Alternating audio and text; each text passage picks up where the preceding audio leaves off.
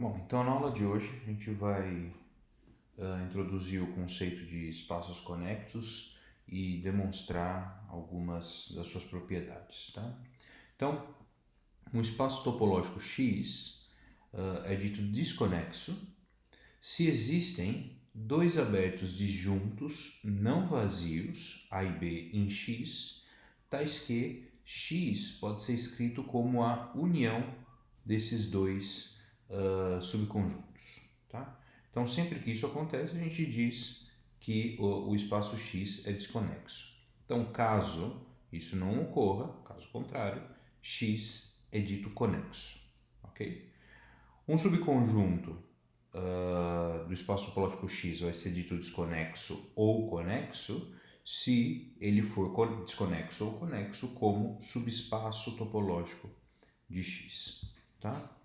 Então, alguns primeiros exemplos aqui, né? Se a gente tem um espaço discreto, né? Quando eu falo espaço discreto, eu estou me referindo à topologia discreta. Com mais de dois elementos, é sempre um espaço desconexo, ok? Isso porque cada elemento é aberto e fechado, então eu consigo fazer essa decomposição. Tá? E bolas no Rn são sempre conexas. Né? Isso aqui a gente pode demonstrar, a gente vai poder demonstrar esse fato aqui, demonstrando um fato mais simples, que é o intervalo. O intervalo da reta real é conexa. Tá? Então, a gente pode trabalhar com produtos aí de espaços conexos e demonstrar propriedades mais gerais para espaços produto. Tá? Bom, então o primeiro resultado que a gente vai demonstrar aqui é uma caracterização de espaços conexos. Então, X, um espaço topológico, é conexo se e somente se os únicos subconjuntos de X que são abertos e fechados ao mesmo tempo são o espaço todo e o vazio. Né? Então, a gente sabe que o conceito de subconjunto aberto e fechado, eles não são excludentes, né? Um conjunto ele pode ser aberto e fechado ao mesmo tempo, tá? Então, num espaço conexo, os únicos conjuntos que satisfazem as duas propriedades ao mesmo tempo de serem abertos e fechados são os conjuntos vazio e o espaço todo, tá? Bom, então, para demonstrar esse teorema, a gente primeiro supõe, né, vamos supor, que exista um subconjunto de X diferente do vazio e do espaço todo que é aberto e fechado. Né? Vamos demonstrar isso aqui por via contrapositiva. Então, eu vou primeiro demonstrar essa direção, então eu vou negar esse fato. Né? Vou assumir que existe um subconjunto que não é nem o espaço todo nem o vazio, que é aberto e fechado ao mesmo tempo. Tá? Então, tome B como sendo o complementar desse conjunto. Né? Claramente, esse complementar aqui ele também não vai ser vazio, nem o espaço todo, uma vez que o próprio A não é vazio, nem o espaço todo. Né? Então, uma vez que A é aberto, a gente tem que o complemento de um aberto é fechado, então logo B é fechado. No entanto, A é fechado também, então o complemento de fechado é aberto. Então a gente tem que B é aberto e fechado, ok? No entanto, a gente só vai utilizar a propriedade de B ser aberto. Isso implica, né, como eu acabei de falar, que A e B são abertos disjuntos não vazios, tais que X é a união de A com B, ok? Então, a gente conclui que se existe um subconjunto de X satisfazendo essa propriedade, então X não pode ser conexo, né? Negamos essa proposição e obtivemos essa proposição. Logo fica demonstrado essa direção da implicação. X conexo implica que x e vazio são os únicos subconjuntos de x que são abertos e fechados ao mesmo tempo. Agora, para a recíproca, né, eu vou novamente demonstrar via contrapositivo, vou assumir que x, eu vou negar essa proposição, né? Vou assumir que x é desconexo. Né? Então, suponha que x é desconexo. Isso implica que x pode ser escrito como a união, né? A união B, onde A e B são subconjuntos abertos, disjuntos e não vazios, ok? A gente tem, né, que A e B também vai ser diferente do espaço todo. Isso porque, né, eu sei que cada um deles é não vazio, mas como a união deles tem que resultar no espaço inteiro, né, então o complementar de um deles é o outro, né, o complementar de A é B, ok? Então, se um deles fosse o espaço todo, então a gente teria que o outro seria o vazio, que não pode ocorrer, tá? Então, uma vez que esse complementar é aberto, segue que há subconjunto aberto e fechado, ok? De x, que não é nem o vazio e nem o espaço todo, ok? Então, a gente acabou de verificar que se x é desconexo, eu consigo encontrar um subconjunto A, por exemplo, mas o B satisfaz também essa propriedade, né? Nessa decomposição, que é aberto e fechado e é diferente do vazio e do espaço todo. Tá? Então, a gente tem essa primeira caracterização importante aí de espaços conexos. Né? Então, um espaço é conexo e somente se os únicos subconjuntos que são abertos e fechados ao mesmo tempo é o vazio e o espaço todo. Muito bem. Bom, então, algumas propriedades que aparecem de forma recorrente aqui quando a gente está estudando espaços topológicos com uma regularidade, a gente sempre quer entender como que essa propriedade se comporta por imagem de função contínua, como que se comportam os subespaços, né? E também como que se comporta o produto de espaços com determinada propriedade. Então, a primeira proposição que a gente vai demonstrar é que a imagem contínua de espaço conexo é conexo. Então, sejam aqui x e y espaços topológicos e f é uma função contínua. Tá? Então, o que eu quero verificar aqui é que se x é um espaço conexo, então f de x em y também vai ser conexo, ok? Então, como eu estou querendo estudar uma propriedade do f de x, né? A gente gostaria de estudar a propriedade desse subespaço aqui de y, ok? Então faz sentido eu simplesmente trabalhar com a minha função restringindo o meu contradomínio, uma vez que f de x subespaço de y vai ser conexo sempre que f de x como subespaço, né, como um espaço topológico, é conexo. Então eu posso supor, sem perda de generalidade, que a minha função f é sobrejetora. Tá? Bom, então suponha aí que a minha função f é sobrejetora, logo f de x é igual ao meu y, né? Então aqui eu estou assumindo simplesmente que y é igual a f de x, tá? E eu vou demonstrar a contrapositiva também. Vamos supor que y é desconexo e obter que x tem que ser desconexo, tá? Então, se y é desconexo, existe um subconjunto de y, que é diferente de y, está, né? Estritamente contido em y, não vazio, que é aberto e fechado ao mesmo tempo, ok? Bom, f é contínuo, isso implica que f a menos 1 desse subconjunto A em x vai ser aberto e fechado também.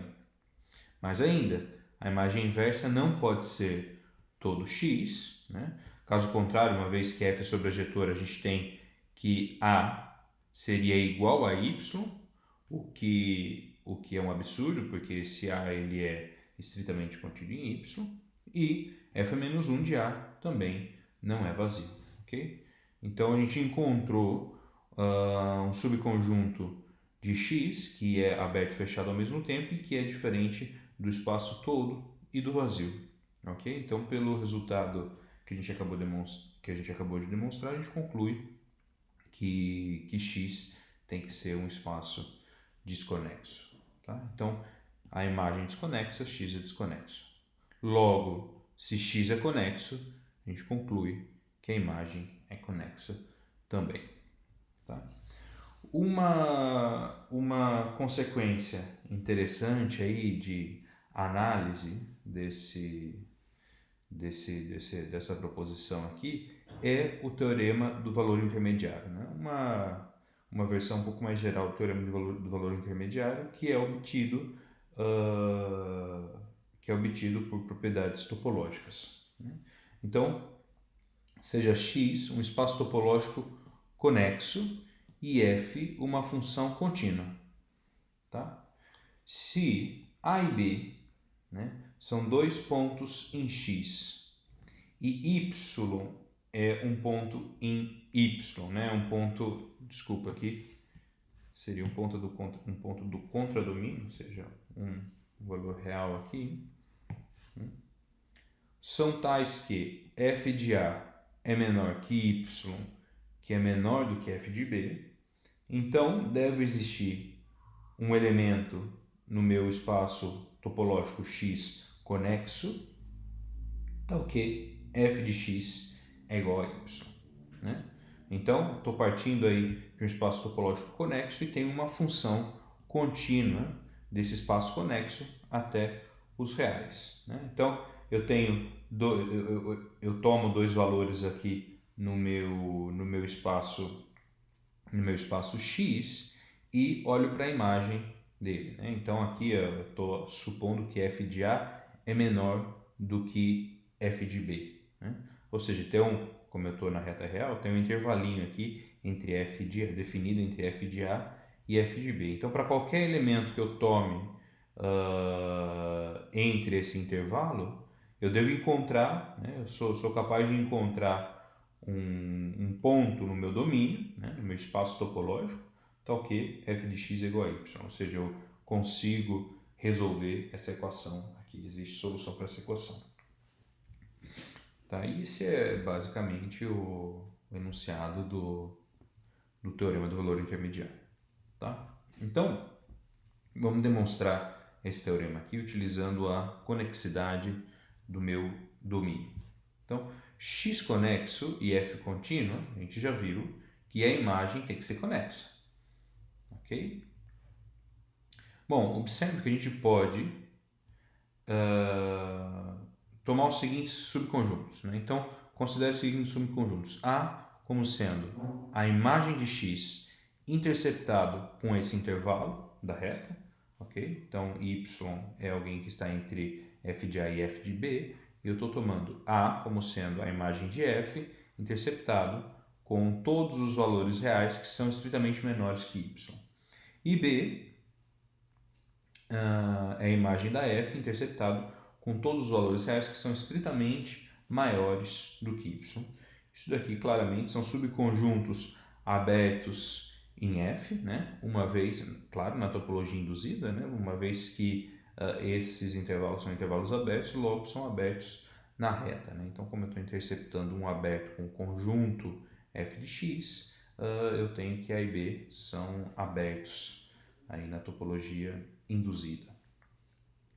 São abertos, são disjuntos, né? Não tem esse intervalo é disjunto desse intervalo, logo A e B são disjuntos, e são não vazios também, porque f de A pertence a esse conjunto aqui, uma vez que ele está dentro desse intervalo, e f de B pertence a esse conjunto, uma vez que ele está dentro desse intervalo, né? Então eu tenho abertos que são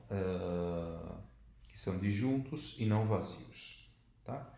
Então, lembrando, a gente tem que x é conexo, tá? Se x é conexo, então a gente tem que a imagem é conexa também. Então a gente vai supor por absurdo que não existe uma solução dessa equação aqui, e a gente vai contrariar o fato de que a imagem deve ser conexa, né? Então, supõe por absurdo que y não está na imagem de f, e nesse caso a gente consegue escrever f como sendo a união b, ok? Porque na união de a e b, o único elemento faltante aqui seria o próprio y, mas como y não está na imagem de x, a gente tem que o f de x é justamente a imagem desses dois elementos, né? Desses dois conjuntos. Isso implica claramente que f é desconexo, uma vez que eu consegui escrever f como sendo a união de dois abertos disjuntos não vazios, ok? Então, deve existir um y pertencente à imagem da f aqui, ou seja, isso é equivalente a existir um x, um elemento de x aqui no espaço topológico x, tal que f de x é igual a y. Muito bem. A próxima propriedade que a gente está interessado são em como a conexidade se comporta aí com respeito a subconjuntos, né? É claro, né, da nossa intuição aí de subconjuntos conexos, se a gente tem um espaço que é conexo, não tem por que subconjuntos de espaços conexos serem conexos também. A gente pode escolher subconjuntos desconexos. No entanto, a gente tem algumas propriedades interessantes que valem aí para subconjuntos. Então, a primeira delas é o seguinte: se x é um espaço topológico e eu tenho um subconjunto conexo desse meu espaço topológico, então eu tenho garantido que o fecho desse subconjunto é conexo. Tá? Então, fecho de subconjuntos conexos são conexos. Tá? Então, para demonstrar essa proposição, a gente também demonstra via contrapositiva. Eu vou assumir que o fecho é desconexo e vou obter que S também deve ser desconexo. Ok? Então, o fecho de S ser desconexo implica que existe um subconjunto A do fecho, que é diferente do vazio e do próprio fecho, que é aberto e fechado ao mesmo tempo. Ok? Então, pela definição de abertos e fechados na topologia induzida, a gente tem que A se escreve como fecho de S interceptado com U, onde U é um aberto em X, e também que A é escrito como o fecho de S interceptado com F, onde F é um fechado em X. Ok? Agora, a gente observa o seguinte, né? S interceptado com A é igual a S interceptado com S fecho interceptado com U, isso por essa caracterização de A. No entanto, S está contido em S fecho, o que implica que essa interseção é igual a S interceptado com U. Né? Então, por um lado, a gente tem que S interceptado com A é igual a S interceptado com U.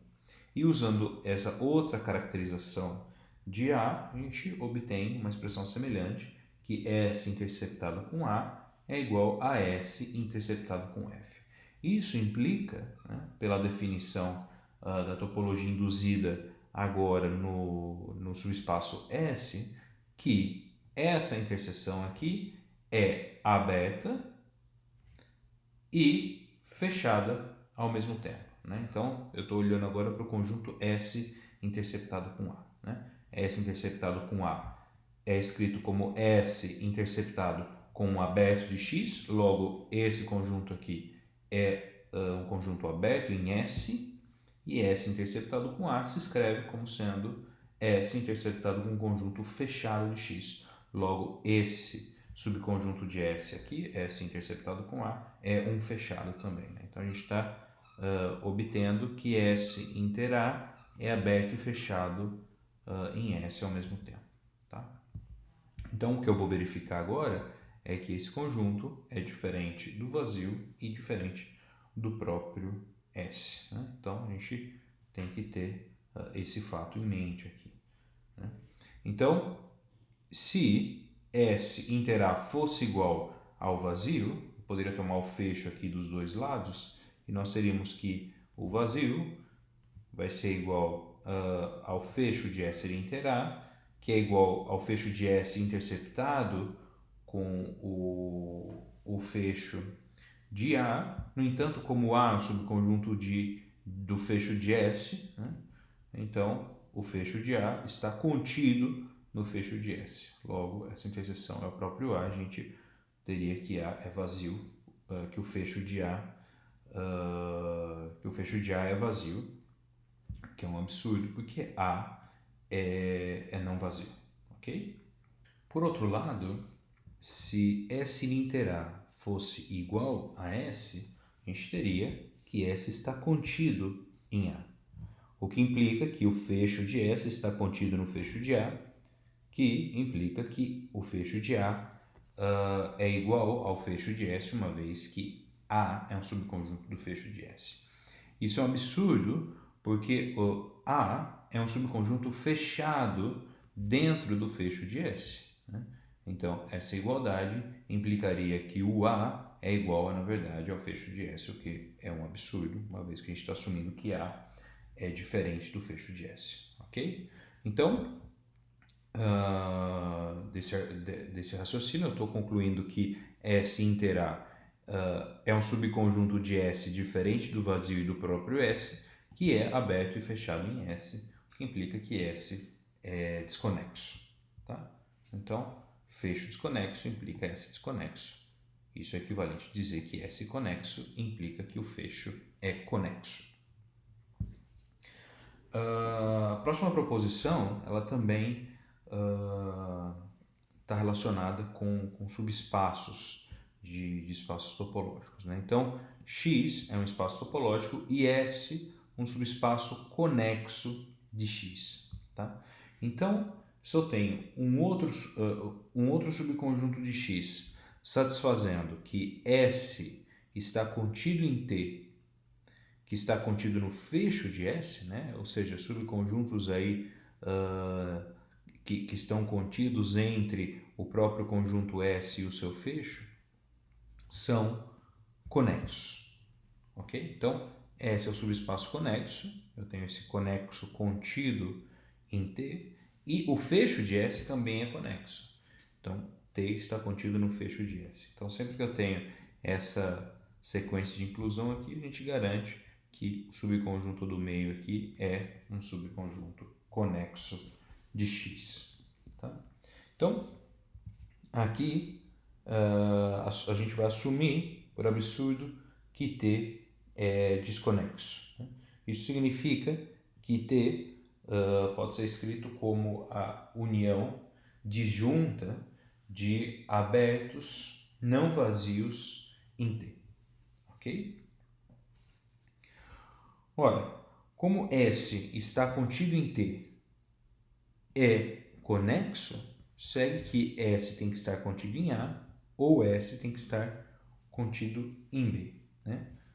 Então, de fato, caso a gente tivesse que essas interseções aqui são não vazias, né? Lembrando que A e B são subconjuntos que separam T. Né?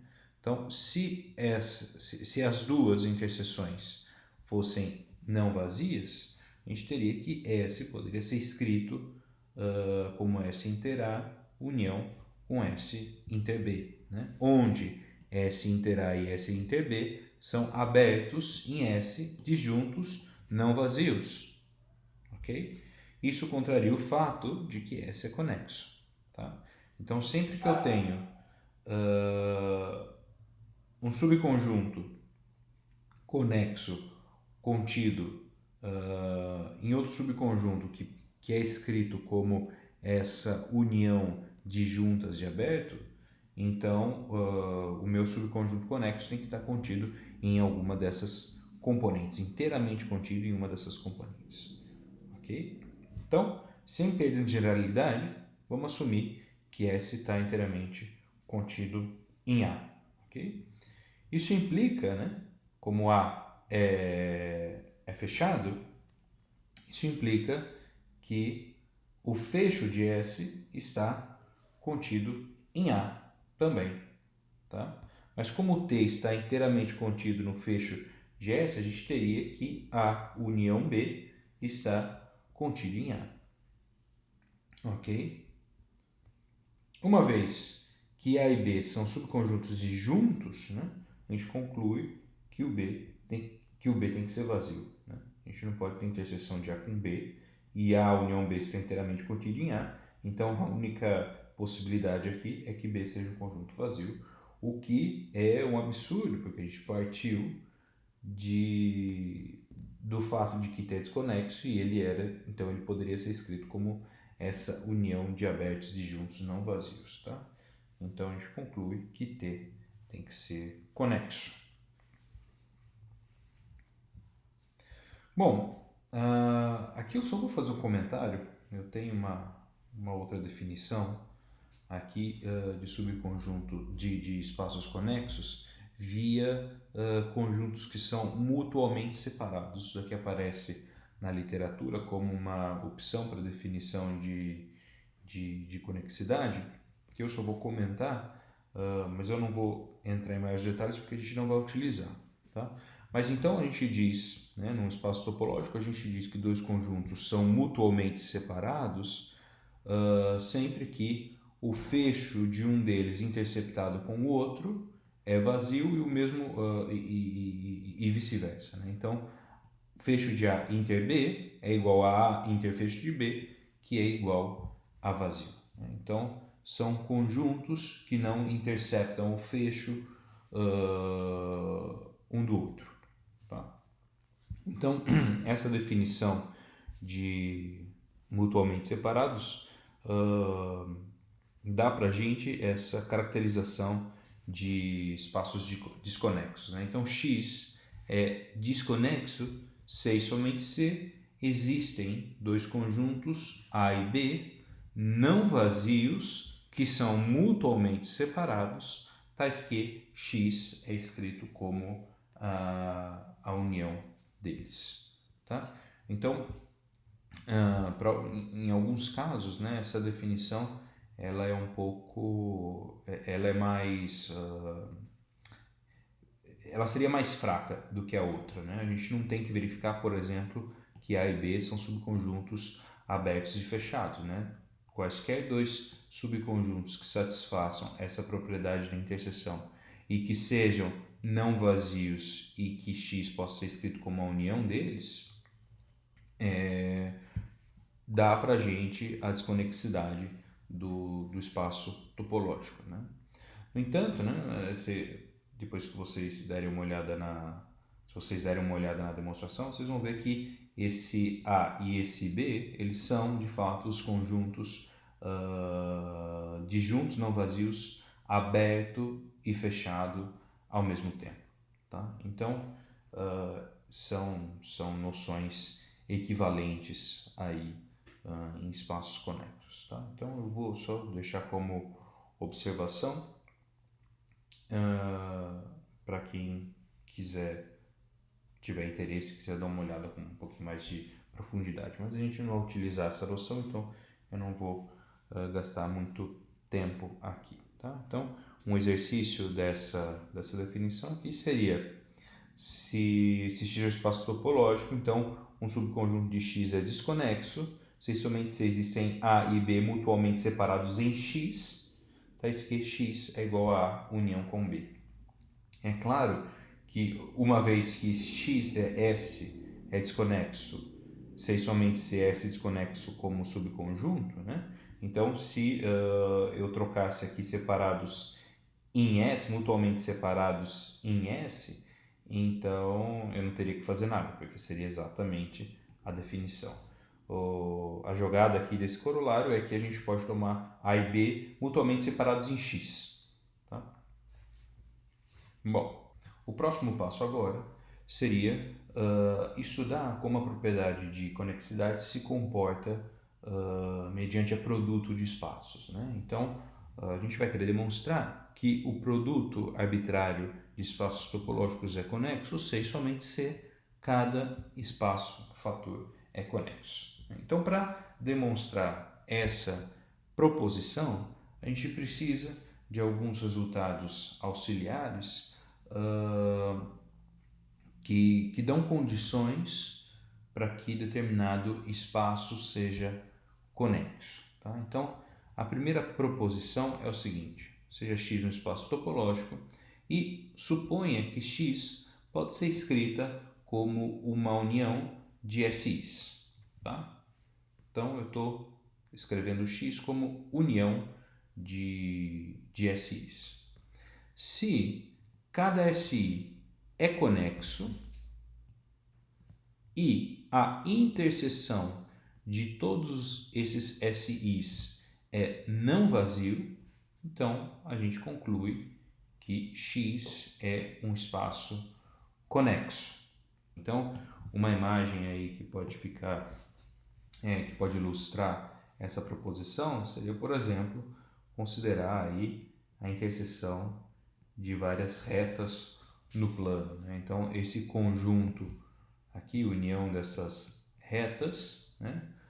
Cada reta é conexa e se intersectam em pelo menos um ponto. Então, essa união aqui ela vai ser conexa.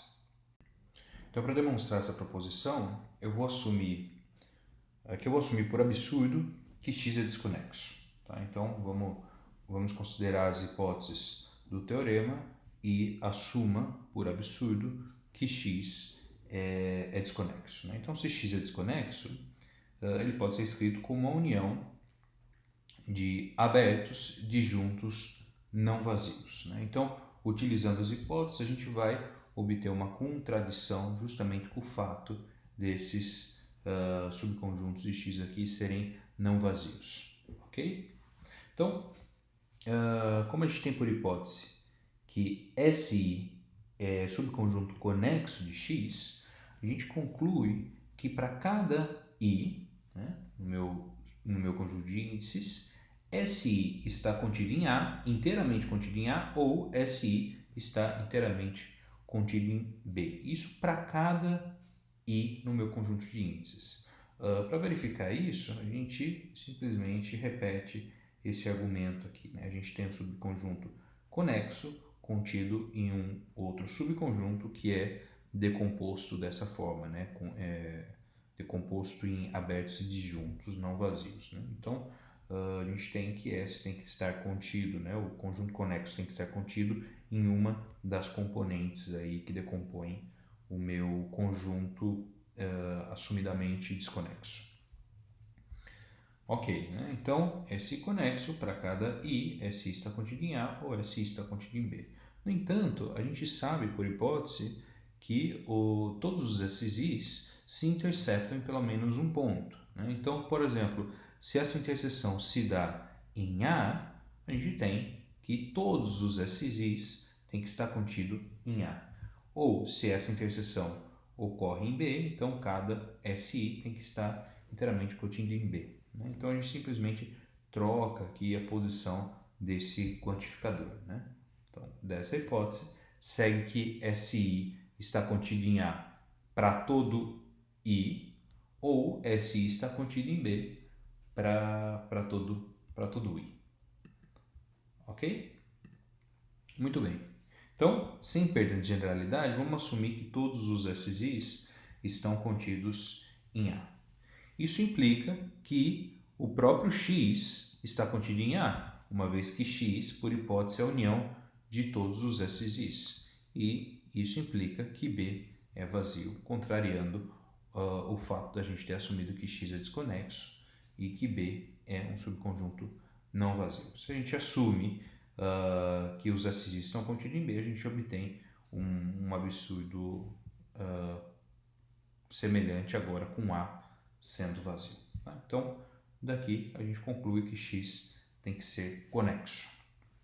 Um corolário dessa proposição é o seguinte, né? Seja X um espaço topológico, se cada par de elementos XY em X pertence a um subconjunto conexo, vamos denotar por SXY, então X é conexo.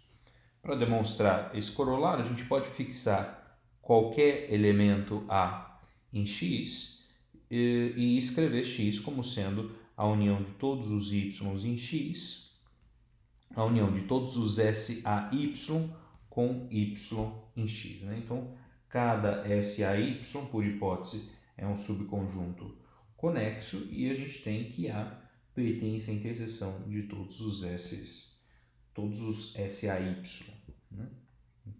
Logo, essa interseção vai ser não vazia, ok? Então, da proposição anterior, a gente conclui que X é conexo. Bom, então, aqui a gente tinha essa proposição envolvendo uma união arbitrária aí de subconjuntos conexos, né? Então, quando essa união é arbitrária e a gente impõe que todos os subconjuntos se interceptam em um ponto comum a todos eles, então a gente obtém que X é conexo. Aqui, né, nesse resultado, aqui, a gente tem uma coisa semelhante. No entanto, a gente não precisa assumir que todas as interseções ocorrem no mesmo ponto, tá? No entanto, a gente tem que enfraquecer um pouco a hipótese. A minha família aí de conjuntos tem que ser uma família enumerável, né? Então, aqui, X, espaço topológico, eu vou assumir que X é essa união enumerável aí de SIs, né?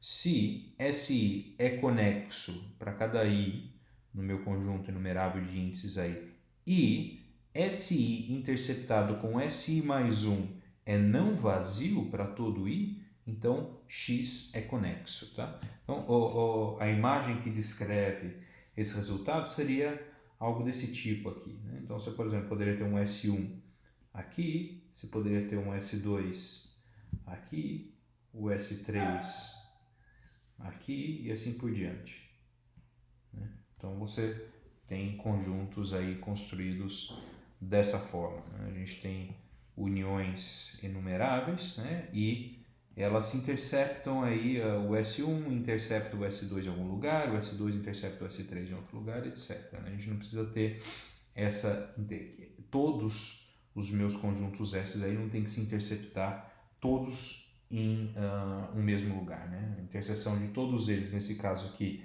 é vazia, no entanto, 2 a 2, seguindo determinada ordem, é não vazia. Então, nesse caso, a gente consegue também concluir que X é conexo, mas lembrando que aqui a gente tem enfraquecida essa hipótese, né?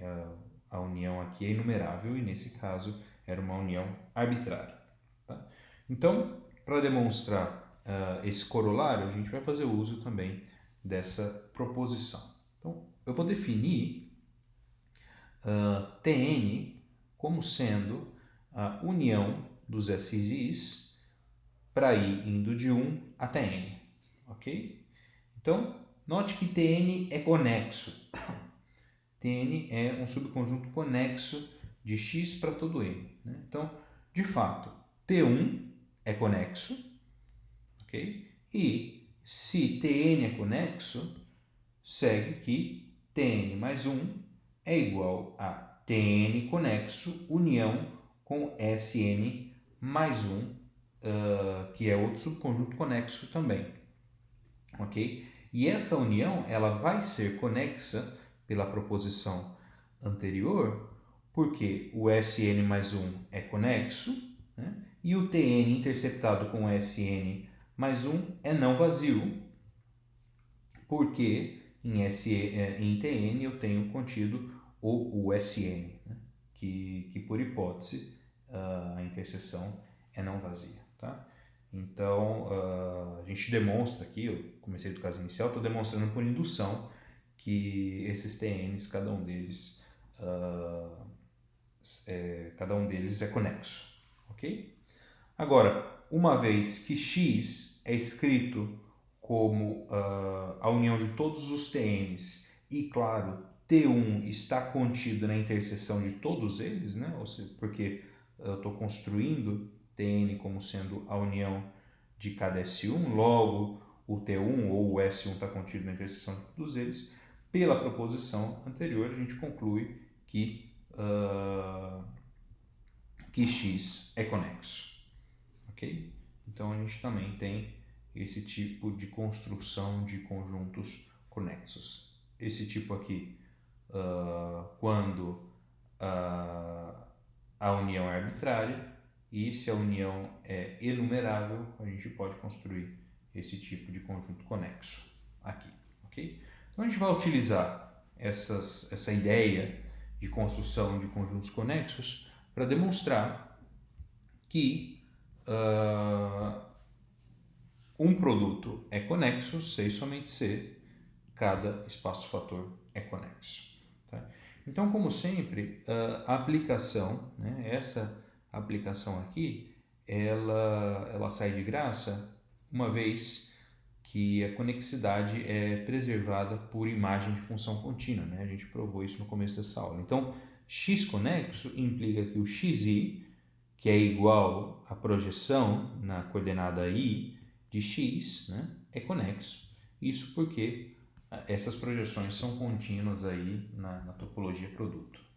Né? Então, a parte difícil sempre é provar a recíproca dessa implicação. Tá?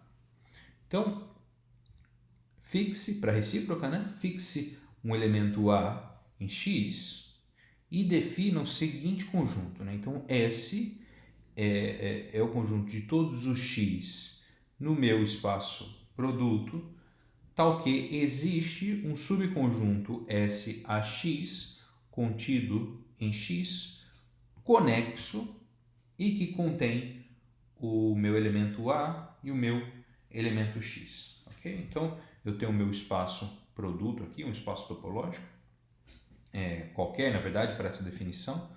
Isso que a gente usa em algumas outras demonstrações também, essa ideia. Né? Então, eu tenho o meu espaço topológico, eu fixo um elemento A no meu espaço topológico e vou construir esse meu conjunto S aqui, o conjunto de todos os meus elementos em X, tal que existe um subconjunto conexo em X que contém A e X. Ok? Agora, uma vez que S é escrito como uma união de SAX para X pertencente a S, isso porque X pertence a cada SAX, e A pertence à interseção de todos os SAX, isso porque S está em cada SAX, logo essa interseção é não vazia, a gente conclui pelas proposições anteriores que S é um subconjunto conexo de X, ok? Então, a gente vai concluir a demonstração dessa proposição ao demonstrar que o fecho de S é igual a todo X. Tá? Isso porque a gente já viu que fecho de conjunto conexo é conexo. Né? Então, se X é igual ao fecho de S, a gente tem que o próprio X é conexo. Tá? Então, seja B um elemento de X. O que eu quero demonstrar é que B pertence ao fecho de S. Né? Então, dado uma vizinhança básica contendo B, qualquer, o que eu quero verificar é que U inter S é não vazio. Tá? É isso aqui da caracterização do fecho de S. Né? Então, dado um elemento B, né, e uma vizinhança básica contendo B qualquer, se a gente tem que a interseção com um conjunto S é diferente de vazio, para qualquer vizinhança básica, a gente conclui que B tem que estar no fecho de S. Ok, né? Então U, um aberto básico da topologia produto, pode ser escrito dessa forma aqui. Né? Então vai ser a interseção de imagem inversa, de imagens inversas aí de uma sequência finita aí de abertos básicos, né? Que eu estou tomando U e K em X e K. Ok?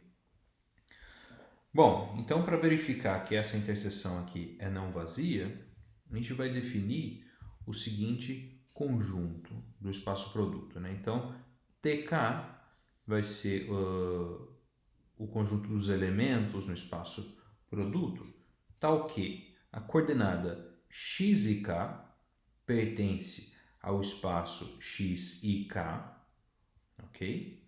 A coordenada x e j é igual a b e j se j é menor que k, lembrando que b é um elemento do espaço produto, então b também se escreve dessa forma. A coordenada x e j é igual a ij se j é maior do que k, novamente, lembrando que a é um elemento do meu espaço produto, então ela se escreve também como nessa notação de sequência aqui, ok? E todos os outros valores que não foram determinados aqui em cima, x e são iguais a i, né? Para todo i que não pertence nesse subconjunto finito aí de índices, ok? Aqui tem um errinho, que seria IN. Muito bem. Então a primeira observação que eu faço aqui é que cada TK é homeomorfo a X e K. Então isso daqui a gente pode verificar como consequência do teorema do mergulho. Eu estou fixando todas as coordenadas e deixando livre a coordenada x e k, variando aí no espaço x e k. Okay? Então, TK é homeomorfo a x e k. Logo, TK é conexo. Tá? Uma vez que a gente está assumindo, estou na recíproca, né? Estou assumindo que cada espaço-fator é conexo.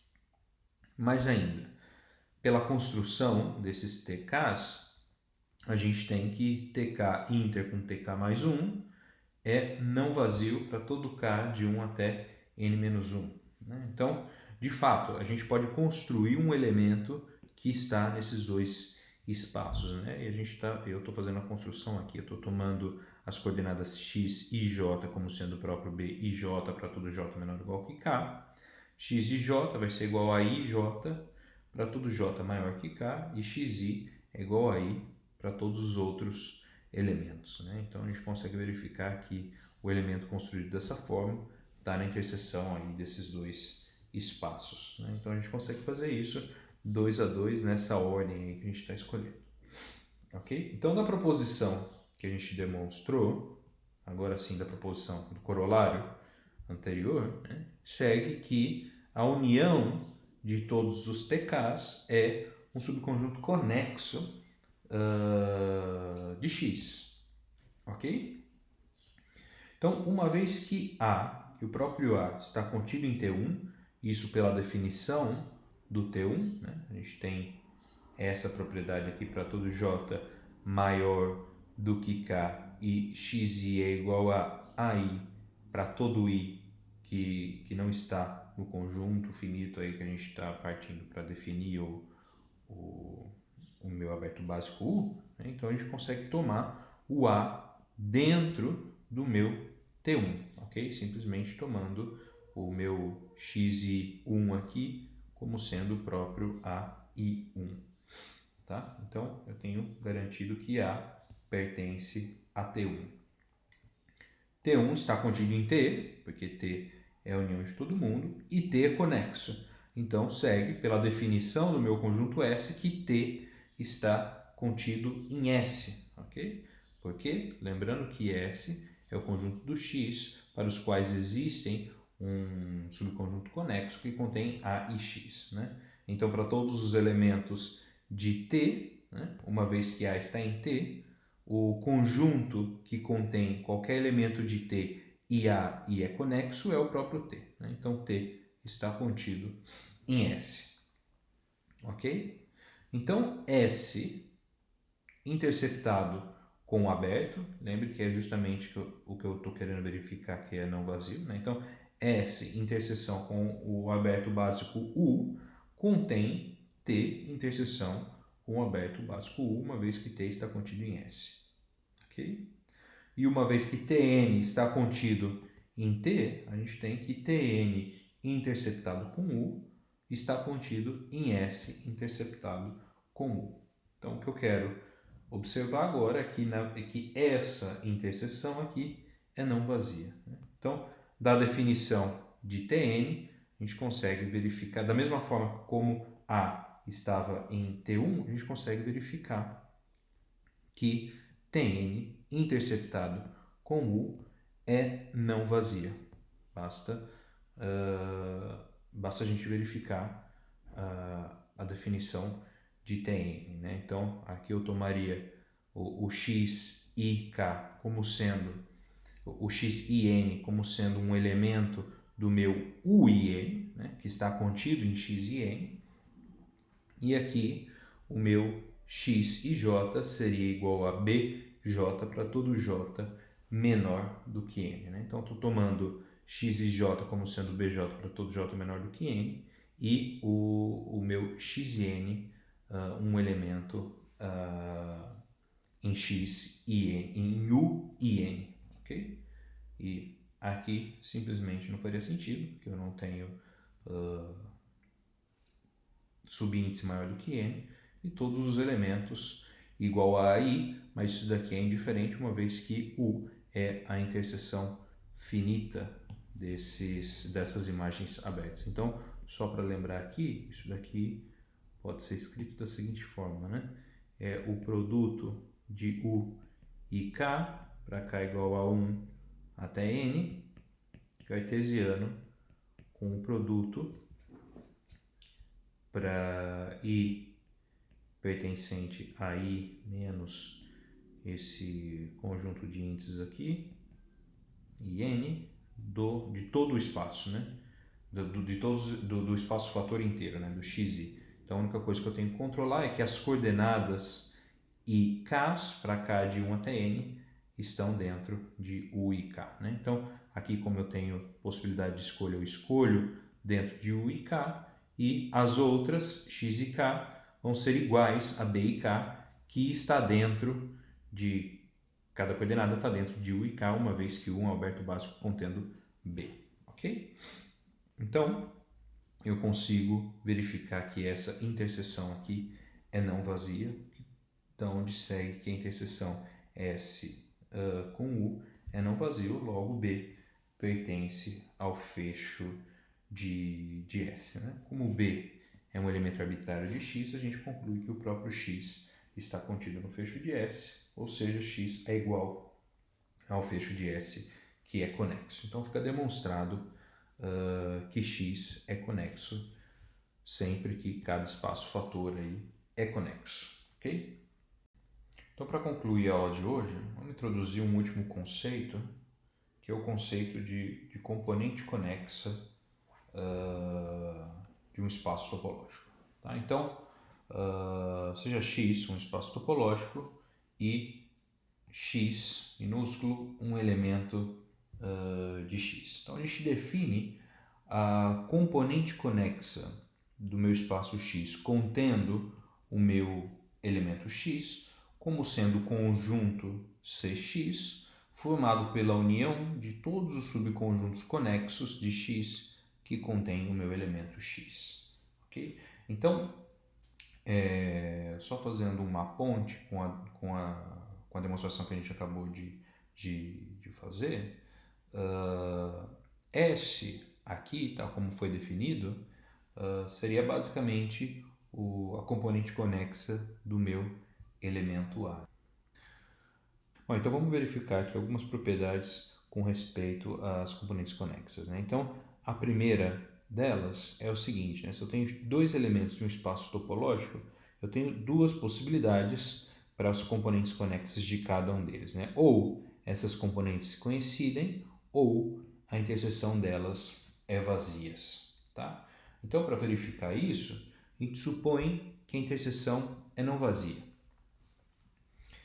Se a interseção é não vazia, a gente tem que a união dessas componentes é também um conjunto subconjunto conexo. Tá? E é um subconjunto conexo que contém x e que contém y.